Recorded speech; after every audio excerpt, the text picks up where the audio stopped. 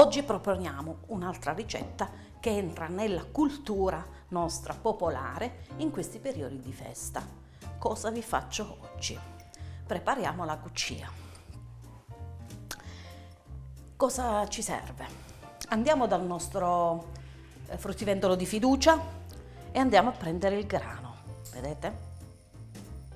Il principe delle nostre tavole. È certo che non è pronto così. I tempi di cottura del grano sono un po' lunghi, per cui cosa bisogna fare? Prendiamo il grano, la sera lo mettiamo in ammollo, come facciamo con i legumi secchi. La mattina dopo lo mettiamo in un pentolino a cuocere. I tempi di cottura sono lunghi, però mi raccomando, non dovete far scoppiare il grano. Diciamo deve cuocere sì, però lo dovete mordere sotto i denti, non lo dovete fare spappolare. E quindi lo mettiamo a cuocere. A questo punto, una volta cotto, lo andiamo a condire con che cosa?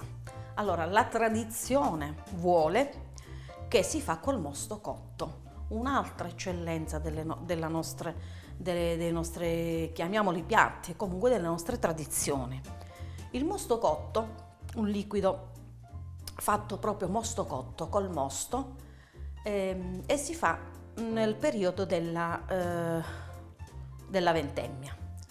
Dovete fare attenzione perché per fare il mosto cotto bisogna sì prendere l'uva, passarla nel deraspamento e prendere il liquido che viene subito appena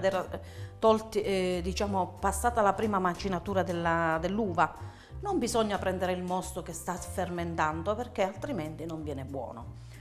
A questo punto il mosto cotto poi si prende quel liquido e si fa ridurre almeno di 2/3 e viene questo prodotto qua che adesso vi faccio vedere. Vedete? Denso al punto giusto, di un colore scuro. Ovviamente questo perché è fatto con uve nere. Se dovesse capitare di unire uve bianche e uve nere viene leggermente più chiaro, ma non ha importanza. Questo è un altro prodotto di eccellenza nostro che viene usato non solo per la cuccia, viene usato per la scirubbetta. E che cos'è la scirubbetta? La scirubbetta erano le nostre granite da piccolini. Quando nevicava e c'era quella neve cicciarosa, praticamente la neve più granulare, non quella soffice, prendevamo da sopra i tetti, prendevamo un po' di neve, buttavamo questo mosto cotto e facevamo la nostra granita. Viene usata anche nelle preparazioni di alcuni dolci, soprattutto viene usato nella preparazione delle nostre chinulille, che poi vi farò vedere.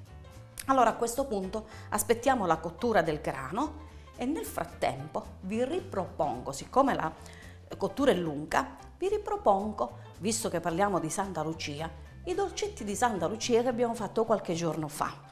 Ok? Così abbiniamo i dolcetti e la cuccia in onore di questa santa.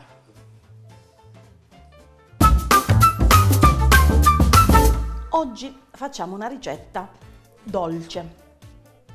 Questa ricetta viene chiamata gli occhi di Santa Lucia. È semplicissima, ci sono soltanto dei tempi di lievitazione che sono brevi. Che cosa ci serve?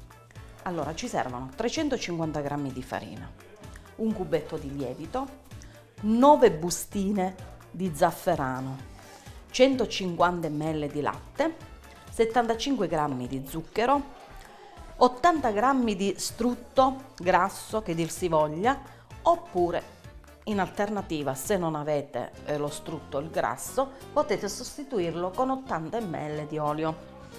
Ci serve dell'uva passa, un uovo e del sale. Allora iniziamo con gli ingredienti. Innanzitutto il latte tiepido, ci sciogliamo il cubetto di lievito.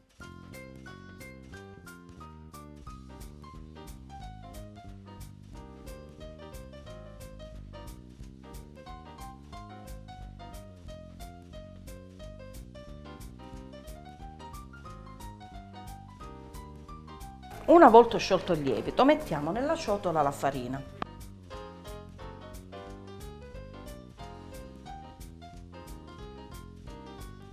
Mettiamo lo strutto latte.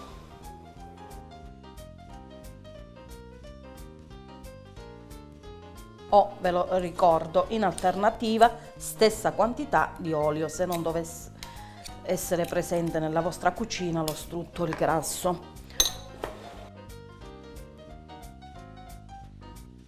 Le bustine di zafferano io avevo iniziato a mettere nella ciotolina, però forse è meglio se li sciogliamo nel latte.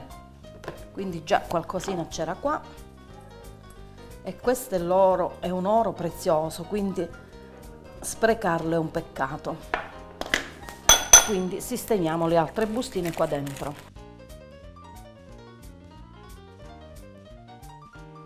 Abbiamo buttato tutte le bustine qua dentro. Ci facciamo una rimescolatina.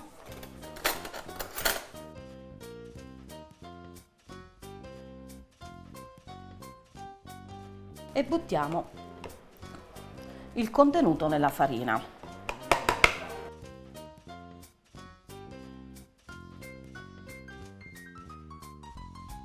Come colore cromatico è meraviglioso.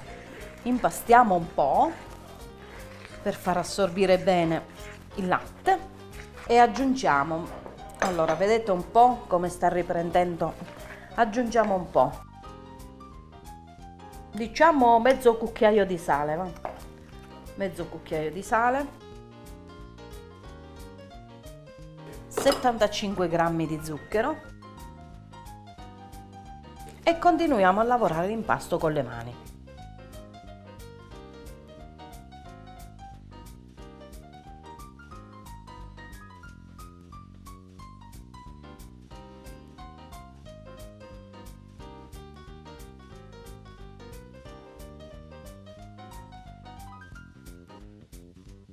Se vi accorgete che è un po' duro, aggiungete un po' di latte, ma vi può succedere se usate l'olio, perché se usate lo strutto, il grasso, la preparazione è abbastanza morbida.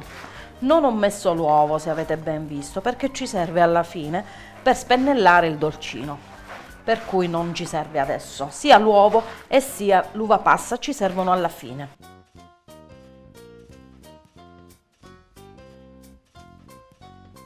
Ecco qua. Abbiamo fatto un bel panetto, lo raccogliamo per bene finché tutti gli ingredienti si amalgamano benissimo. Ecco che bel colore, eh? Ovviamente questo è dato dallo zafferano. Il panetto è pronto, a questo punto lo lasciamo lievitare finché non raddoppia il volume. Lo mettiamo a lievitare. Vi ricordo che le nostre nonne facevano una croce al panetto da lievitare. Allora, per loro era segno diciamo che il Signore doveva aiutarli a far crescere l'impasto, ma secondo me era proprio un fatto di allargare un pochettino l'impasto, che prendesse più aria e lievitasse prima. E lo facciamo lievitare. Eccoci qua. Oggi parliamo dei dolcetti di Santa Lucia. Partiamo come sempre dai singoli ingredienti. Il latte. Qui davvero si apre un mondo, ma cercherò di essere più sintetica possibile. Il latte è il primo alimento che l'essere umano conosce grazie all'allattamento materno che appunto è presente già dal primo giorno di vita. Ricco di calcio, essenziale per prevenire l'insorgenza di patologie quali l'osteoporosi e la fragilità ossea. Contiene fosforo e tante vitamine, di cui A, E, D, K, vitamina C, acido folico e riboflavina. Esistono tante tipologie di latte, latte intero, parzialmente scremato, senza lattosio per chi appunto ha problemi di intolleranze alimentari. Adesso vediamo lo zafferano. È una spezia ricca di carotenoidi e vitamine utili per i disturbi dell'umore. In effetti viene adoperato come sedativo e antispasmodico. Gli stigmi dello zafferano contengono oltre 150 sostanze aromatiche volatili, pensate, componenti del suo olio essenziale, ricco di vitamina A, B1, B2. In particolare il safranale è un composto organico in grado di influenzare positivamente l'attività cerebrale. Per questa ragione si usa in fitoterapia. Fa placare l'ansia ed ha potere antiossidante. Favorisce le funzioni digestive, stimola l'apparato digerente, antistress e antidepressivo. Per 100 grammi di prodotto abbiamo 310 calorie. Oltre al lievito di birra, alla farina e allo zucchero abbiamo la ciliegina sulla torta, l'uva passa. In effetti è un tipo di alimento conservato, ricavato per disidratazione al sole o in stufa. Apparentemente appartiene al gruppo della frutta disidratata, quindi è ricca di fruttosio. Ha ottime proprietà nel controllo della glicemia e nei regimi dimagranti. Contiene calcio, ferro, potassio, sodio, ricco di antiossidanti.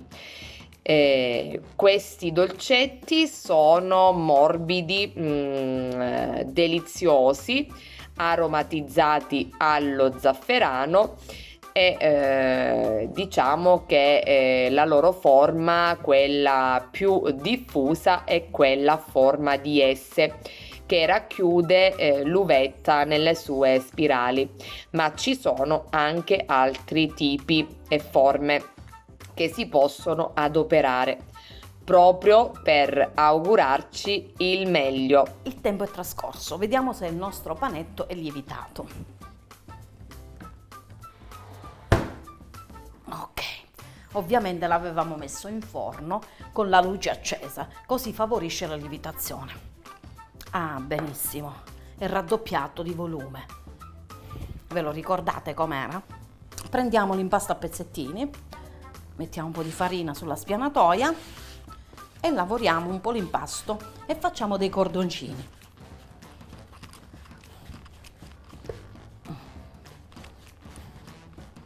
Allora, una volta fatti questi cordoncini, li dobbiamo girare su se stessi, una volta da un lato e una volta dall'altro. Vedete? Come una S sostanzialmente. A questo punto cosa facciamo? Mettiamo dell'uva passa, una qua e una qua. Diciamo che sostanzialmente dovrebbero rappresentare gli occhi e continuiamo il procedimento fino ad esaurimento ingredienti. Ecco qua, riuscite a vedere come faccio, sì? A S, una qua, la premete un pochettino, se no poi nel forno rischiate di farla saltare fuori quando nella cottura. Sempre un po' di farina.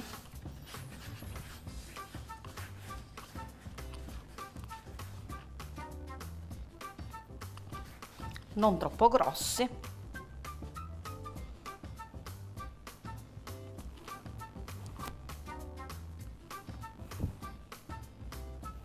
Ecco qua. E continuiamo fino a esaurimento ingredienti.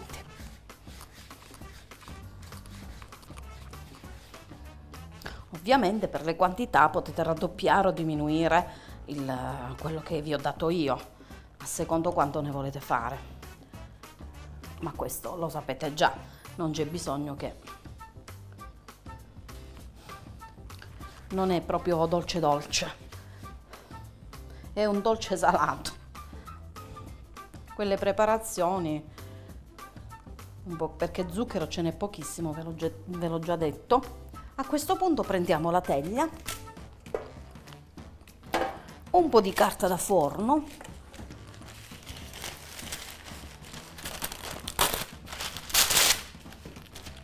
ecco qua,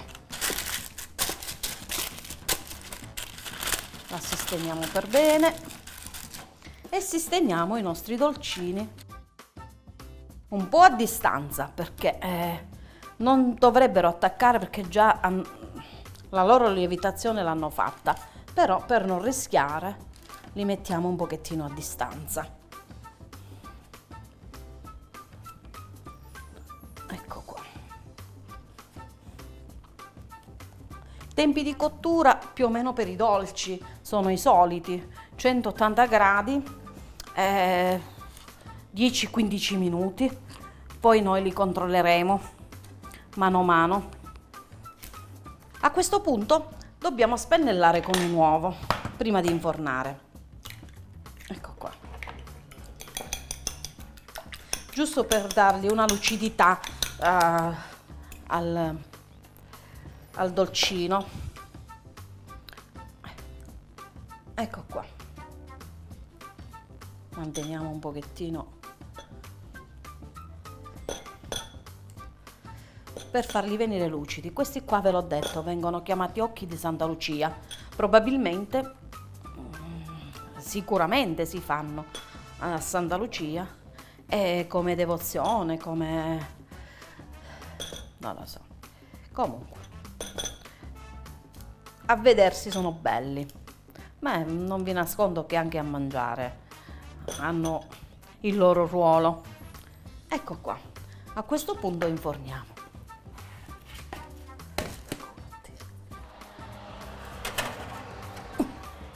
Aspettiamo 10-15 minuti e poi sforniamo. Ah, bellissimi, sono bellissimi, dorati al punto giusto, anche se già loro sono colorati di suo. E adesso li mettiamo in un bel piatto di portata. Bruciano, ma noi prendiamoli con una pinza perché bruciano. Ecco qua.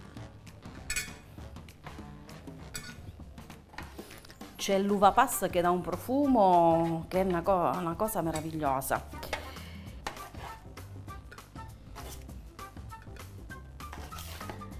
Mia nonna avrebbe detto alla gloria di Santa Lucia. Ecco qua. E lo diciamo anche noi.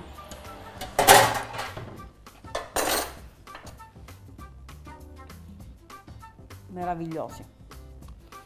E che dire? Fateli e mangiateli. Il nostro grano è pronto. Mi sono scordata di dirvi di aggiungere un po' di sale quando cuocete il grano, per dargli un po' di sapidità. A questo punto vi faccio vedere com'è cotto il grano. Lo mettiamo in un cucchiaio per farvi vedere. Vedete, è abbastanza gonfio, però non è spappolato. Vi faccio vedere con un chicco, diciamo, non cotto la differenza.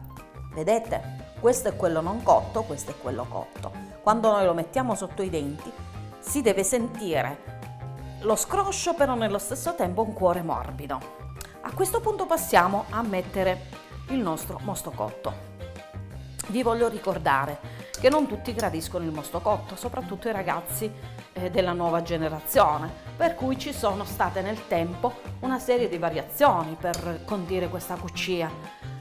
C'è chi ci mette il cacao, c'è chi ci mette il succo d'arancia, c'è chi ci mette noci, mandorle e chi ne ha più ne metta, c'è chi ci mette addirittura la cioccolata. Però ragazzi, perdonatemi, tutto quello che vogliamo, però la ricetta originale, quella nostra, diciamo quella che è l'originale proprio, quella è questa qua. Ovviamente sono tutte cose che sostituivano una volta i dolci, non c'erano tutte queste preparazioni di oggi, per cui questo già era un dolce per i tempi passati. Per cui, ma noi lo riproponiamo e chiediamo alla nostra nutrizionista in questo piatto che cosa c'è di buono, che cosa c'è di gradito, di interessante, e ci affidiamo a lei. Intanto noi lo prepariamo. Ciao Graziella, analizziamo come sempre gli ingredienti che compongono la cuccia, piatto tipico di Santa Lucia, quindi calabrese. Il grano o frumento è un cereale della famiglia delle graminacee e del genere botanico Triticum. Del frumento interessano le cariossidi che macinate forniscono la farina. Delle due tipologie più coltivate, il grano tenero è quello più adatto per la panificazione, essendo ricco di proteine o glutine. Invece il frumento duro, contenente amido, si presta meglio per la trasformazione in pasta, in questo senso. Sono 320 calorie per etto. Il frumento è fonte di carboidrati, proteine plastiche, vitamine ed oligoelementi. Il grano è un prodotto contenente antiossidanti, fibre, contrastano patologie tipo i tumori, aiutano le funzioni dell'intestino e riducono il rischio di ipertensione e malattie cardiovascolari. Il grano viene assemblato con il mosto cotto, ma ci sono anche altre versioni tipo la cioccolata, il miele ed altri ingredienti. Il mosto cotto è un'antica tradizione della cucina contadina ottenuta dalla bollitura dei mosti d'uva locali. I valori nutrizionali medi per 100 grammi di prodotto sono 261 calorie. Contiene potassio, calcio, magnesio, sodio, sostanze azotate, inorganiche, proteine e aminoacidi. L'acqua è un elemento principale del mosto. I carboidrati semplici sono costituiti dal fruttosio, contiene polifenoli e vitamine del gruppo B.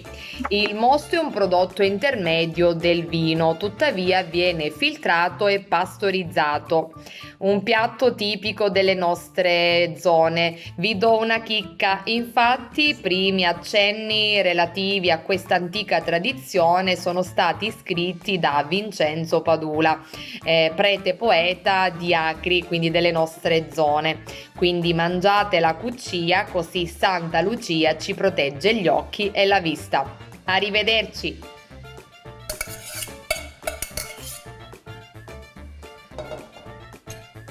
Ci mettiamo il nostro mosto cotto.